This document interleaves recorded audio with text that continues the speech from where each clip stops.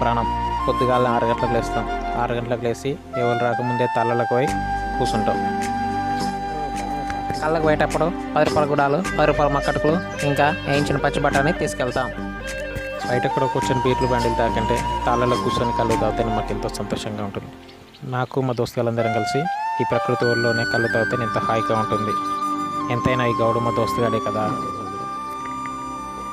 తాళ్ళలోకి వచ్చిన వాళ్ళు నీ భోజనం కళ్ళే తాగుతారు, నీ భోజనం కళ్ళు చాలా మంచిగా అంటారు. ఈ తాగుబోతుల పెద్ద దిక్కు నేనే. క్షేమం ఆరోగ్యకరం మన గ్రామాల కళ్ళుతో. తాటి కళ్ళు తాగండి, ఊగండి.